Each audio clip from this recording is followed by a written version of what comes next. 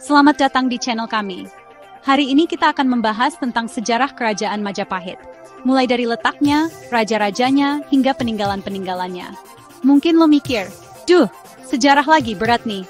Tenang guys, gue bakal coba bawain ini dengan cara yang asik dan seru. Kita bakal ngobrolin dari zaman Raden Wijaya sampai era Hayam Wuruk.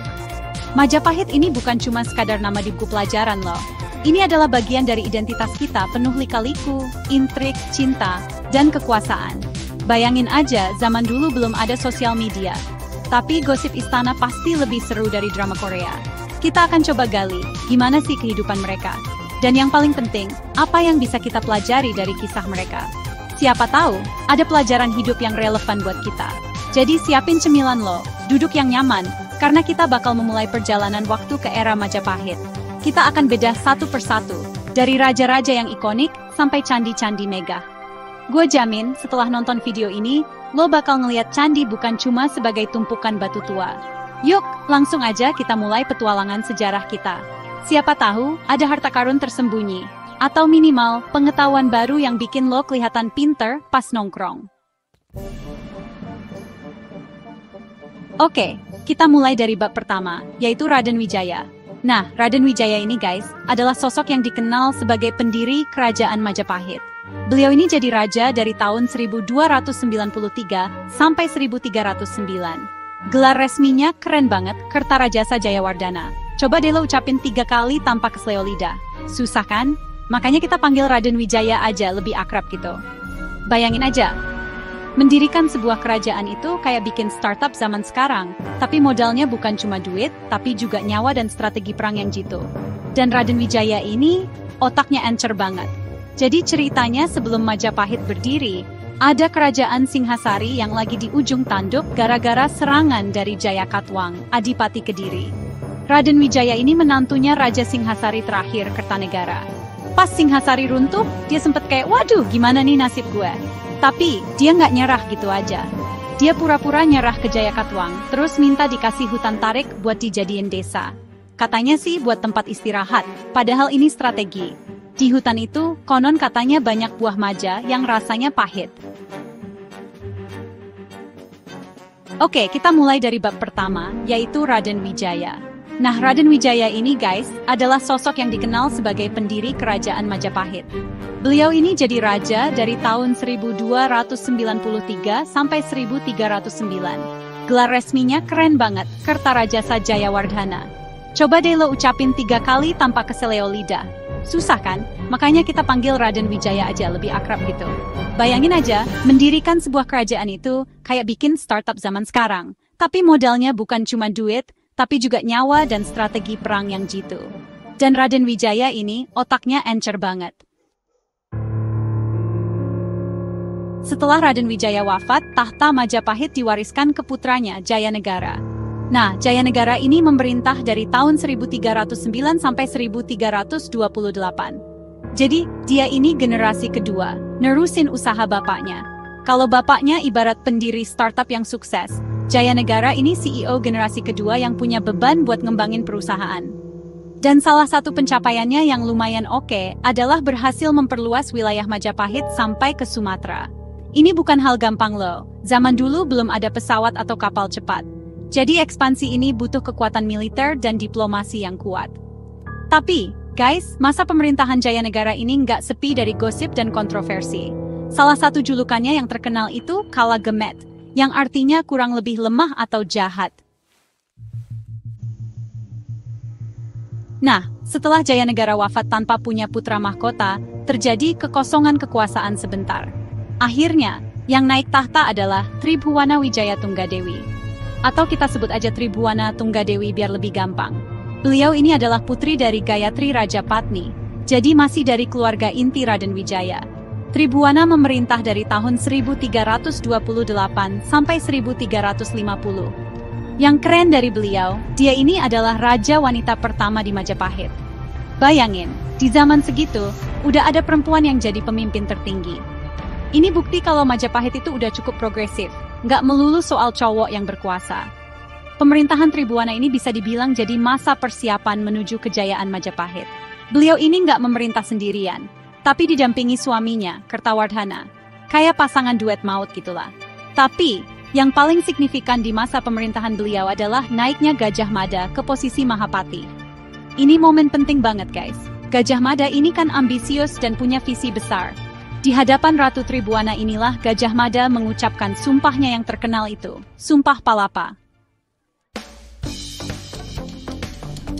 Oke guys, sekarang kita masuk ke era yang paling sering disebut-sebut kalau ngomongin Majapahit, masa pemerintahan Hayam Wuruk.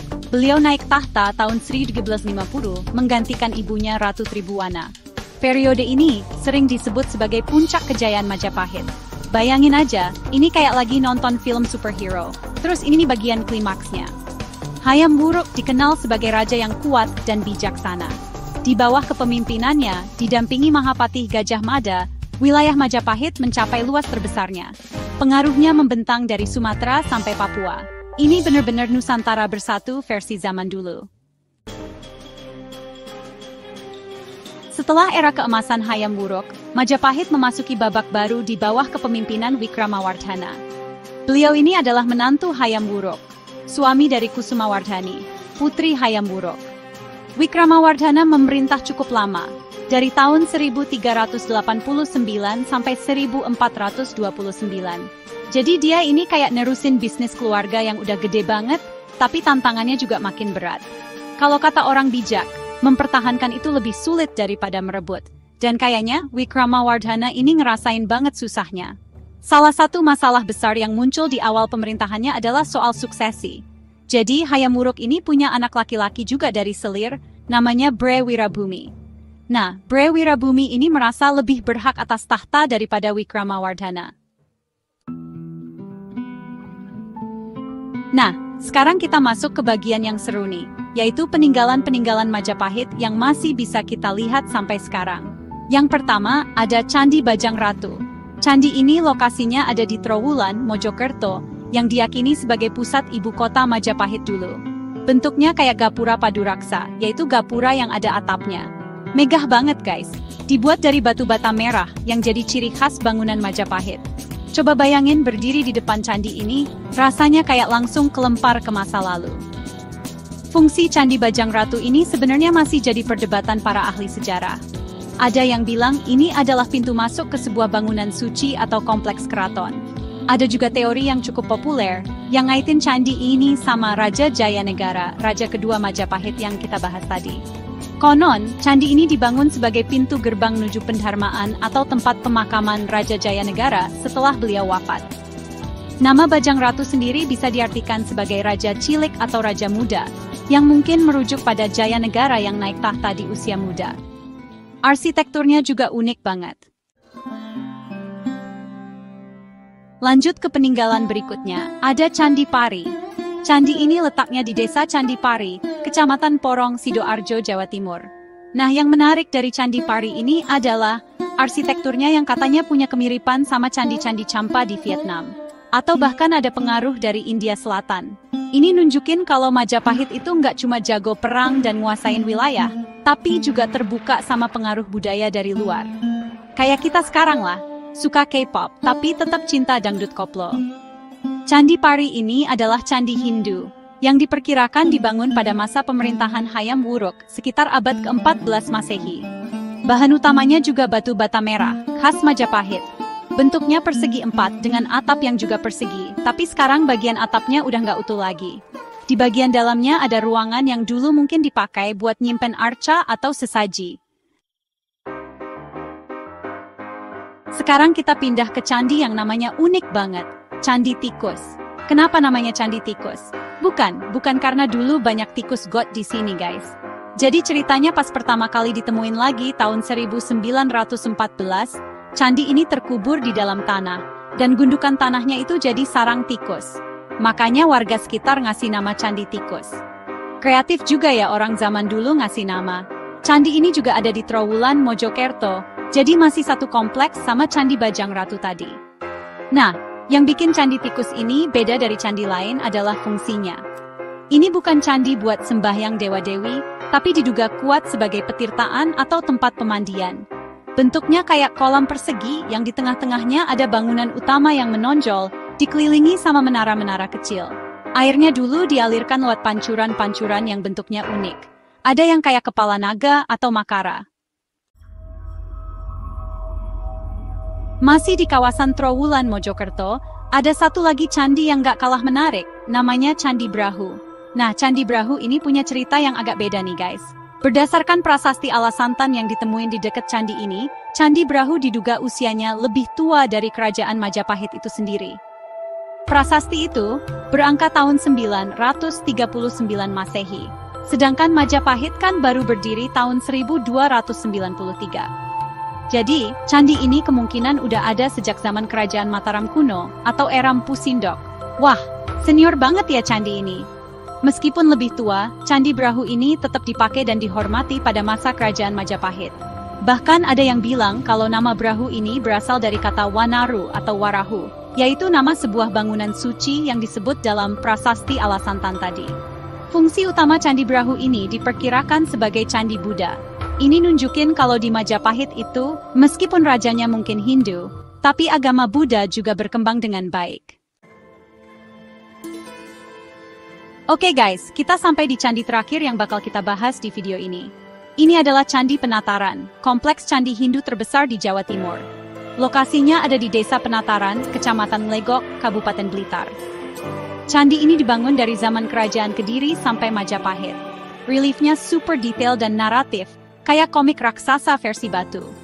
Setiap panel relief punya cerita sendiri. Bayangin, orang zaman dulu tinggal jalan-jalan sambil ngeliatin reliefnya. Seru banget kan? Gimana guys? Seru kan perjalanan kita menelusuri jejak kerajaan Majapahit hari ini? Dari intrik politik Raden Wijaya yang cerdiknya ngalahin akal bulus di sinetron, sampai kemegahan Candi Penataran yang reliefnya kayak komik raksasa. Ternyata, sejarah itu nggak melulu soal tanggal dan nama yang susah dihafal ya. Ada banyak cerita menarik, pelajaran hidup, dan kebanggaan yang bisa kita ambil dari kisah nenek moyang kita. Majapahit udah ngajarin kita soal persatuan, toleransi, dan semangat buat jadi bangsa yang besar.